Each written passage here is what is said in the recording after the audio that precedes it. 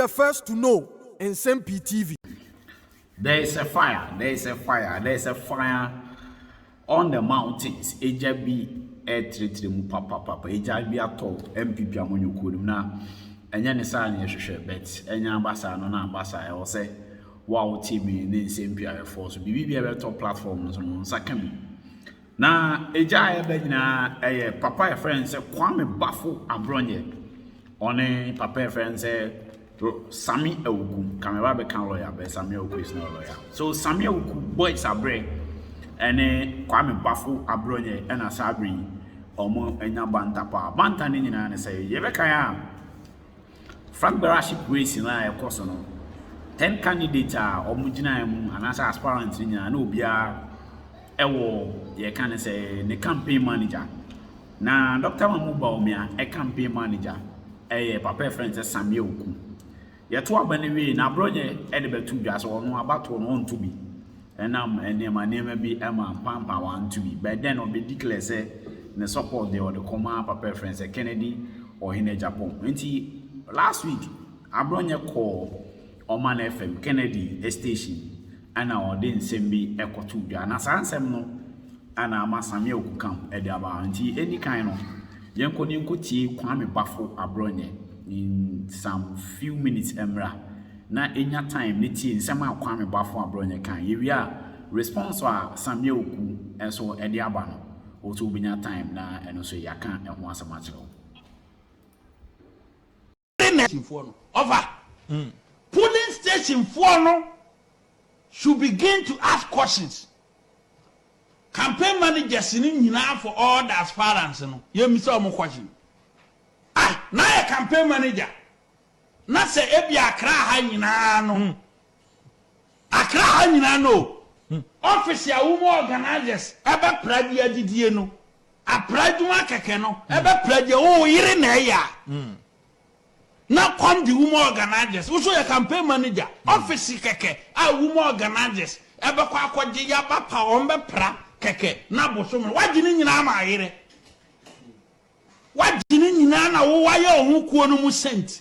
Na also be hura di kana. Wo hura di kana na be yie. Ofa. Ye be seniama. Ti ye be bisa questions. Greater Accra ha. Woman organizers for a yadimo juma officer kesia obi kini company na adia ma na yire ye campaign so no e woman organizer ne koye enya na yire nti e be set questions no adia ma woman organizers ni region bia na campaign manager no so obedia ni there should be a credible campaign manager aspirant oba win no I said the campaign manager na okita credibility. You better say, Obia campaign manager, or credibility ni saying party ni buy no. Dear and Pastor dear, and a police station for no, and you are through who are quite no money. Say, and trouble mammy candidate. Say, Bisa. Dear credibility wants them. And your question 50, no dog. Over at the assembly. Question no, my set here, you and I'm broken. We are. Obiaba hu ba bia yeden efiri eno no me media to no me ni aspirant bia ho wa ebetwi wantwi me ni obiaka media to me na mafa me media to mafa ho ka system region ni nyina ebeburu agum opa bra attack me should attack me attack there no na me da me so ho da but wo na wo lead campaign na wo se wo na aye senti wo ha no Yabama manfo ahun se wunye sent na wo no di nyuma akese ma yiri nya wia no apanipa miensa bi wo social media no ama o 300 say ye mo abaso na MPP wo na ye nipa papa nipa nyankura Chairman Bafo ni abre yes nipa nyankura see atna fa me over me wonu media agora ni ama manfo nya mfidie nta wonu media agora me tenkense ni me hwel Nemi hell. The moment I met what you meant, crabia about what the afum be a crown or a bone. Crown tantum fum, or to tell you a pacum. The crabia about what the afum no I had. What boy at to now this is the time. Ya bet na polling station for no. Question or ticket I one vote. nti mo bi nya say obi ye gangari yo ye tiatire nyina ye observe mo fi say ye ba day one nyina no niam abinum ye no ye hu wokuo wem anabi agidi aduma ma emu no because of so magidi aduma ye tamunti e mo nya ba force presidential ambition aye campaign aye no ukwa camp bia aye presidential candidate within presidential candidate. Hey. Yes, aye presidential candidate within presidential candidate. Chairman, Nsem-Pii deep. Yes, campaign binum ye presidential candidate within presidential candidate. Ye ni mo amoso okroma. Ntine eduru ha. Ane de obia ntimi control bia. Na se omo pese ye di gare mu gare pa metima crab wa Africa nya ba begum. Ama uboma wanum nyina betutu a ye de baba. Ye de baba nti omo pa ni omo na omo keka na omo nya nya sa ye mu binum betima dwiri campaign agu. Ye betima dwiri So there no kra na okoka. media me se wa ba ye beduru campaign ti aspirant ne dia me media ne say we aspirant okwa kan ye obetima ye dey aye ebinum so campaign message nye wohwe niam ye betena ye bobo so aban na ye bitimi ka say ye dey hu hwe uhu ye dia any kwanso contest because MPP na basa MPP no kura ni credibility ana meboa but of ebinum one he say as see show nkrofo bi red card as see show ye show nkrofo bi red card e wo kro ma mo say enyo mo nkwa na da bi o mo ye wo say otherwise so say mo showdown. So that was the chairman for the Boadu region, Kwame Bafo Abronye, Asemo Kaino. So we say aspirants or campaign managers. You don't post be near the identity contract also organize okay Samuel Ukwa our campaign manager at the papa friends Dr. Wamuba Omia or na Abronye can one na Abronye the source say on unsuro attack a dear friends attack unsuro and na Baumia Samuel Uku a boy so about say unsuro attack there in your time na ATT pa Abronye can say or see if you amount for be red card to the extent say Samuel Uku ba no neire Samuel Uku neire or the contract in ma no oko national lottery authorities one other ministries are cleaning or say a big clean wash my contract in Samuel Uku German neire into police station officers for starting with a question.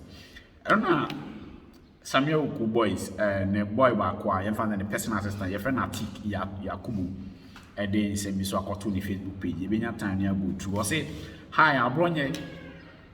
I wanted to get time on radio and reply you equally in tree, but I was hesitant because the last time we were all at the National Youth Wing under Samuel Uku, National Youth Organizer, writing your name was very difficult for you. But I know, kind courtesy of the party in power, you now have 2 certificates, a degree and masters, so I'll give you the benefit of having the knowledge to read now. Ochirema, we first point. Also, on your time, or yes, I'm going to pebre na wakotna radio so. Now, Koronso can't cheat at the actual Abronye because audience are Abronye to cheat. Because that time, Samuel Uku National Youth Organizer. A Koba say youth phone in a youth organizer. Don't forget that Abronye youth organizer. Omumra no matric omuni Abronye ebedru office class obetwire ne din Kwame Bafo Abronye na edema no ba say Samuel Uku Adaromanti MPP ba power no MPP etima boa ma no Abronye etimi akọ school akọ akonya 2 certificate wonya degree and afi wasa ba benya master's degree nti oye na nso onko radio so nkasa ne obetwire se na Abronye kan a Abronye bete go say Abronye etibrofo nti otimeke kan etimetwire. First of all, let's talk about your certificate. How did you write your papers? Because when I knew you then, you were dumb. Yen chance, Abronye wa any kind wunya krata asem way. Ko tama na me ni mo wa Abronye no. Now you're dummy. I don't know how to explain dummy. But I said, now your fan said, that's we move. I said, now we need share. Now we need share. Yes. Damn. Political power can even make dummies sensible. Kukurulu. Power.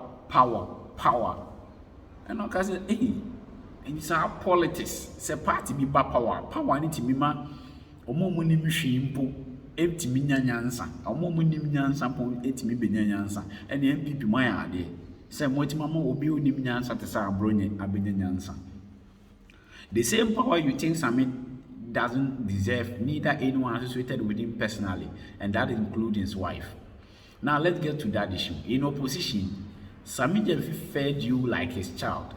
In fact, the first time you ever sat in an airplane was through the kindness of Sami Oku. It was a local flight from Kumasi to Accra. When we booked the flight for you, you said, "Commander, I don't have a passport." And he assured you that you didn't need a passport for a local flight in Ghana. That is how unpolished you were.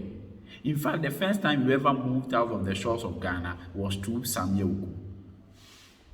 According to Atiki Yakubu, Abronye first time I ordered the plane, I didn't find the plane. Ewo Maimwa, ne Sami Oku. And on from Kumasi to Accra, and a Sami Oku ticket Emma Abronye so on fly from Kumasi to Accra. A horror na Abronye a friend, Commander Sami Oku, my own so book flight amamio, but mini passport. And as Sami Oku said, "Oh, Debbie. So, my movie Kumasi to Accra to Sunyai, Accra to Uya passport. Now, Abronye credit him say, "Oh, my one as a whole flyer. Within Ghana, you don't need a passport. No, him." And I'm Sami Oku suna Abronye etu kwine for the first time every Ghana call my bisono. Ewe Sami Oku adawroma and Abronye timi fa plane every Ghana echo different country. In opposition and in power, Sami Oku contributed to your well-being, including all the elections you contested. When you used to pick 4 trotro before you could get to the destination of national youth programs or to find Sami Oku, did you know where most of the money of our activities came from? Or you had employed Sami, or the party was giving him resources to manage the youth wing. Part of it came from the woman you are stranded today with your stinky mouth. Ochilima, at that time, I now brought your fat for trauma and some of youth programs. Ana Sami Oku National Youth Organizer no abronya code programs ni bino. At that time Ana Sami Oku send this kamano say we youth organizer or bono je o ne mani adada. No you say can be free. No you say free party no kwana there be. Says can Ana Sami Oku use as a youth organizer dey boa party. Na half if free ne na and na omo abronye etu na no kan o use word. So was it part of it came from the woman you are stranding today with your stinky mouth. And say, Abronya China no can there see Sami Oku so ye no. Satan na ire esika and I know the man Sami Oku check a man so no Abronya so. So ye can be also we can hear once a man once Abronya kebi. When you engage the grassroots, tell them how you as a regional chairman took scholarship for all the certificate you acquired in power on scholarship meant for the ordinary party folk. Or say Abronya to court abono on country ne party for you say oh scholarship be buy o dey free national e buy na me chairman me fine and am there for ya you say me crash certificate and so I Abronya country. Do also tell them how you secure scholarship for your wife to go study law to the detriment of the party youth who wanted common scholarship. What you man Abronya ire say say kesa Abronya ire or study law and to make graduate as a lawyer. Abronya nchire mkwan Onya scholarship, that scholarship ye ka so mfa nko region, mfa nko constituencies bia or fire or the man require law. And so share on aya on country. At least if not for anything, I know about 20 people here on this app who got scholarship through Sami Oku. Ochilema or Facebook one or no Atiki Yakubu Kasano. Will nipa 20 or nyina or scholarship through Sami Oku. He didn't give it to his wife, he gave it to party folks. Sami Oku and money or the man party for, but what bring a scholarship about the Mawire and our fair one from a party for. I know of people who took as hawkers from the street and sent them to tertiary and got them jobs after. I know of people he didn't know from anywhere, but yearly he sent me money for their fees and I paid their fees on his behalf. Can same be said about you? What is your contribution to youth development in our country? According to article, no, Sammy Oku, of Amanfo from the street on no Amanphobia, or VSS University, Winya Juma, Sammy Oku form a poor Momo, Winya Juma, a Boaman for more scholarship, a Tiomuka, a Tiomo school fees. And I guess I brought him Rambe country Ghana for so no, I brought him as the chairman of the MPP, and then put to Juma Pan waiting my boy at the Abuan Bebuno more Ghana, would it be? See how drunk you are talking. You were not even a man enough to go to the studio with clear eyes. Such a weakling. What the man I brought your call my audio na me bomb out in a bronye casa no a bruce chum. It tama bronye casa and the nimpo so baby, a more woman and you know to me, and yeah, say a party like MPP, chairman, 18 quarter radio so bros ramsa, a cook cancer was here. Even you, someone like you want the best for your wife by getting a scholarship. How much more Samuel? Uni perfume po, uni perfume po. Ochilema se wo abronye sebi ni perfume sei. Etimi enje scholarship. Edema wo yire a. Etimi pe party magudie. You know the goodies in the party and my papa ba. Ochi koma wo yire de ma wo yire ko school e benefit from the government. How much more says Samuel Oku? Edie or the bibi koma na yire a o betwe ano kasa. Ni perfume te sell. Baumia berema ni Tivo the other man was very many say very many as a boa pateku. Don't you guys see that he looks like a hyena or say abronya to say pateku?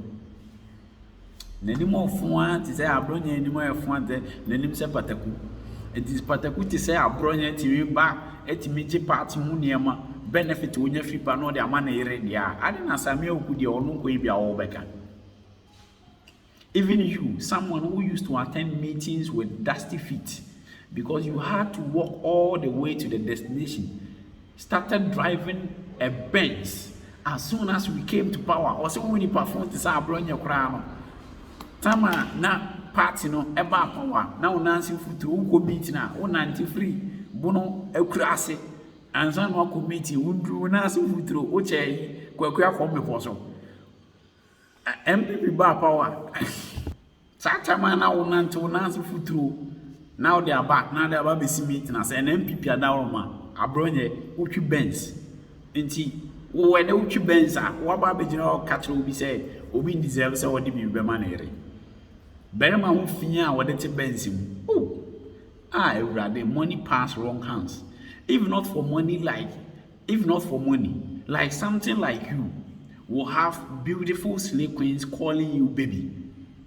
Or say sebi sikamini ni pe ya anka obi ti sa abronye. Eye de na ema na abronye na enye skati bi kwotena baby echi slave queens no mo so mo no mo yese kire no mo friend baby. Say nkenya pipi na ba power ka sebi nipa bi ti say we was saying money make monkeys look cute in the eyes of slave mamas and slave queens. Or chima na bronya to say ya adre. And oni munyam bia and MPP abama adre to say bronya sika. Was money makes monkeys sika adane obit adre to say bronya ma waba me no be cute. Ama and slave queen for who bronya.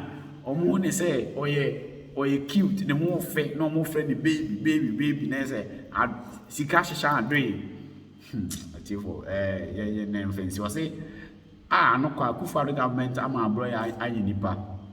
You see this guy here, he went for money and cars from Ken, went for money from Alan and took money from Tim Baumia too.